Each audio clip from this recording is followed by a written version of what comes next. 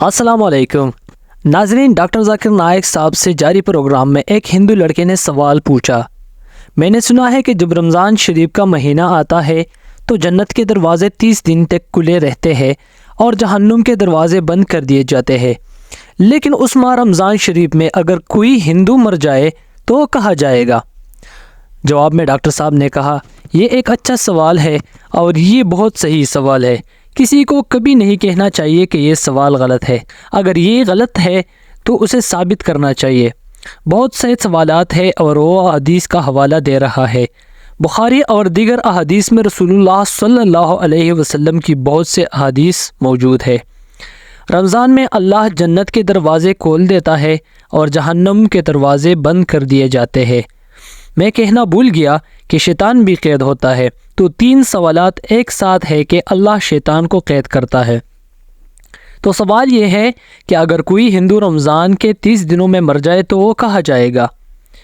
کوئی پوچھتا ہے کہ شیطان کو زنجیروں میں جکڑ دیا گیا ہے، لہٰذا اگر شیطان زنجیروں میں جکڑا ہوا ہے تب بھی ہم گناہ کو دیکھتے ہیں۔ جب شیطان جکڑا ہوا ہے تو گناہ کیسے ہو سکتا ہے؟ یہ بھی ایک سوال ہے۔ اگر اللہ نے رمضان میں شیطان کو جکڑ دیا پھر بھی چوریاں ہوتی رہتی ہے، لوگ پھر بھی شراب پیتے ہیں، تو جب شیطان زنجیروں میں جکڑا ہوا ہے تو غلطیاں کیسے ہو سکتی ہے؟ تو پہلے سوال کا جواب یہ ہے کہ جہنم کے دروازے بند اور جنت کے دروازے کھل گئے۔ اگر کوئی ہندو ماہ رمضان میں مر جائے تو وہ پہلے برزخ میں جائے گا۔ برزخ کا مطلب ہے عبوری دنیا۔ مرنے کے بعد انسان براہ راست جنت میں نہیں جاتا، وہ برزخ میں رہتا ہے۔ بعد میں حشر کے میدان میں سب کو اٹھایا جائے گا، حساب کتاب ہوگا۔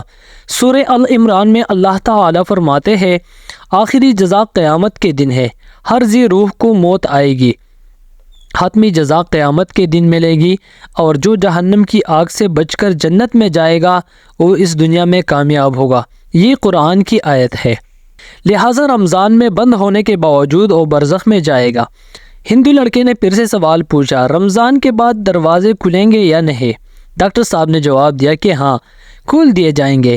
اگر اس نے شرک کیا ہے، اگر اس نے اللہ اور اللہ کے طریقے پر عمل نہیں کیا تو اسے برزخ میں سزا دی جائے گی۔ آسمان کے دروازے کھلے رہیں گے، جہنم کے دروازے بھی کھل جائیں گے۔ جب وقت آئے گا تو وہ جہنم میں جائے گا، ڈاکٹر صاحب نے کہا۔ ڈاکٹر صاحب نے مزید کہا، یہ سوال آسان تھا، دوسرا سوال زیادہ پیچیدہ ہے۔ اگر شیطان زنجیروں میں جکڑا ہوا ہے تو غلطیاں کیسے ہو سکتی ہے؟ پھر بھی گناہ سرزد ہوتے ہیں۔ اگر آپ سروے کریں تو رمضان میں گناہ کم ہوتے ہیں۔ جب شیطان زنجیروں میں جکڑا ہوا ہے تب بھی گناہ کیسے ہو سکتے ہیں؟ اور اس سوال نے مجھے بہت پریشان کیا ہے۔ ڈاکٹر صاحب نے کہا، جب میں دعوت میں تھا تو مجھ سے کسی نے نہیں پوچھا۔ اس سوال نے مجھے بہت پریشان کیا ہے، لیکن اللہ نے مجھے جواب دیا۔ میں نے کافی تحقیق کی، میں نے مطالعہ کیا، مجھے جواب مل گیا۔ میں نے عالم سے پوچھا، اس نے کہا ماشاءاللہ کیا جواب ہے؟ پھر میں نے جواب دینا شروع کیا۔ اللہ کے نبی نے فرمایا کہ شیطان جکڑا ہوا ہوتا ہے، وہ ایک زنجیر میں جکڑے ہوتے ہیں۔ شیطان نہیں مرتا، وہ زندہ ہوتا ہے، لیکن وہ ایک زنجیر میں ہوتا ہے۔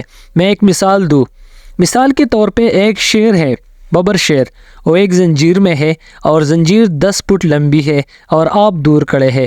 آپ جانتے ہیں کہ یہ زنجیر بہت مضبوط ہے، لہٰذا آپ خوفزدہ نہیں ہوں گے۔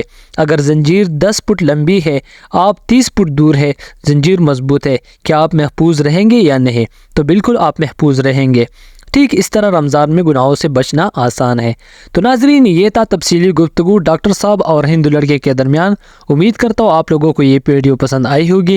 اگر آپ لوگوں کو یہ ویڈیو پسند آئی ہے تو چینل کو سبسکرائب کریں، بیل آئیکن کو ضرور دبائیں تاکہ آنے والی تمام ویڈیوز کی اپڈیٹس آپ کو ملتی رہیں۔ تو ملتے ہیں اگلی ویڈیو میں، تب تک کے لیے اللہ نگہبان۔